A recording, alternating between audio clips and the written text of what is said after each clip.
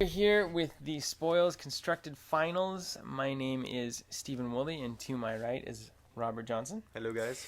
And this is the GenCon 2011 Constructed Finals. Vince Chuan versus Matthew Moxless Kucklinca. I believe I say that. Sorry, Moxless, if I got it wrong. Anyway, you see we're already underway.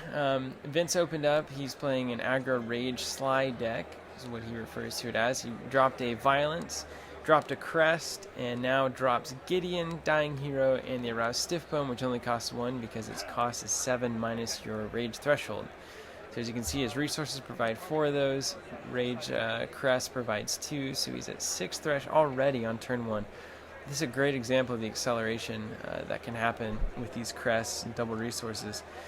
Now, Kyle plays a Karmic Cake at his turn 0, basically at the end of Vince's turn, and then he starts the turn off by playing the resource he went and fetched, which is the Exploitation Double Greed resource. So he now has 3 Greed resource icons and 1 Rage. He started 1 Rage, 1 Greed. He plays an Erotic Assassin, then Vince comes back, plays another Violence, so he's now at 8 Thresh, which is ridiculous. And we'll see if Moxless can fend off this early game rush, which is probably the most aggressive potential opening in the scene right now. I can think of anything that gets more creatures out, and especially high strength and threatening creatures.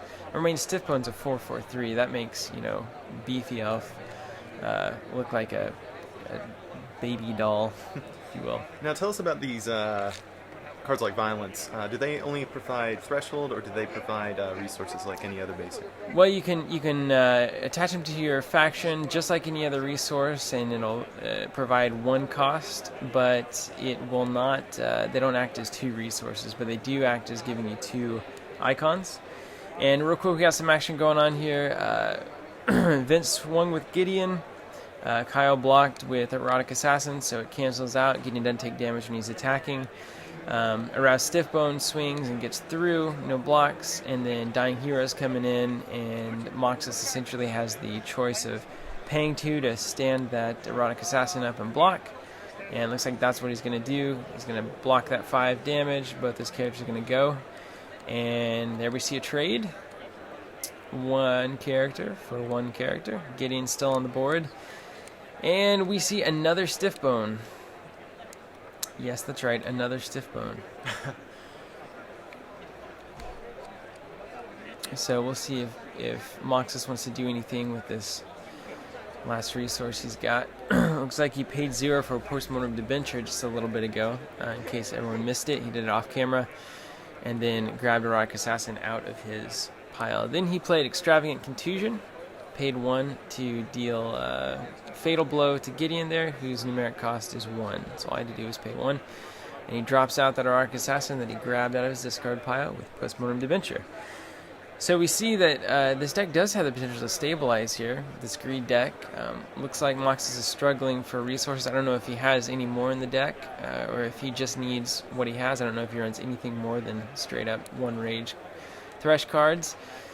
Looks like a Aroused Stiffbone tries to come in, gets blocked by Erotic Assassin, killing the Assassin, and then the second Aroused Stiffbone attacks, which Moxless takes, and then Vince throws out the dreaded Deadly Striker. At the end of the turn, Moxless pays 3 to draw, looking for some answers here. Plays a resource face down at the beginning of his turn. Pays 1 for Montgomery Blathersythe. Now, Blathersythe can pay to go grab a character of 2 cost or less from the discard pile and replay it. So Kyle's going to be looking to do this, obviously, with that Erotic Assassin, potentially other things in the deck. I wonder if he has any Gideons in here. Something tells me that he does. He's just not seeing the resources. So here we're back to 3 characters versus 1. Stiffbone's going to swing in. Let's see what Moxless is going to do here.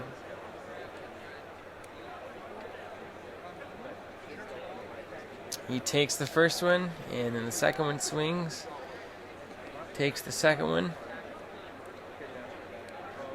Blocks with Blathersythe, taps Blathersythe, pays the ability, pulls the Erotic Assassin out and blocks the Deadly Striker with it.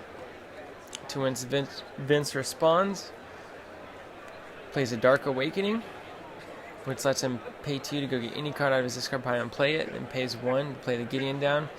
Deadly Striker goes, and now because Gideon is in play, the Deadly Striker does 5 damage on destruction rather than 4. And That's pretty juicy. that's pretty juicy. Blather Scythe comes back out, untaps, and we're looking at, again, 3 characters on 1. Is Moxless going to be able to stabilize here? It's looking pretty rough. He plays another Erotic Assassin out of his hand, and he passes the turn. Looks like Vince plays a resource here.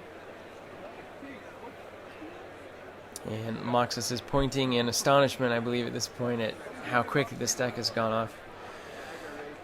So we see a Spry Archer, which Vince gets because of that Crest of Rage. Every time he plays a Rage resource, he can put a character of his choice on the top of his deck. And that's what he's going to do here. And now we'll see, I think he's just going to try to swing in here. Yeah. It's overwhelming. There's not much he can do unless he's got some nice tactic in his hand. Gideon swings in for 2, which Erotic Assassin blocks. Sipone swings in. Blather Scythe blocks and then responds by paying an ability. And then Erotic Assassin blocks. So we held him off that turn. Spry Archer comes back in, and the bad thing about the Spry Archer is that if it attacks, it does 1 damage straight to the opponent's faction. So Moxless certainly does not want that. He's going to pay 3 to try to draw something. And then he pays 2 for Extravagant Contusion and kills that Spry Archer, so he survives another round. Erotic Assassin doesn't untap at the beginning of his turn, as is its ability. I guess that's why it's such a nice 0 cost. They got to come with some kind of strings attached. Right. Alright, so Mox is at 3. Looks like he's played a lot of face downs. He's probably not seeing the resources he wants. Pays 3 to look. See if he can top deck something. Pays 2 for, it looks like a Dark Awakening on Extravagant Contusion. Costs him nothing. Just the Dark Awakening cost, because Stiff Bones cost 0. Their greatest strength and also downfall. Blocks the Erotic Assassin, and then Stiff Bone comes through, and that's the game. So we see here that Vince has shown a really good example of what the, essentially I believe it's a mono rage, just straight up aggro deck can do, and that's a very quick deck. Had the overwhelming number of characters, and you saw what happened. He just wiped the board. Functions just like you like it.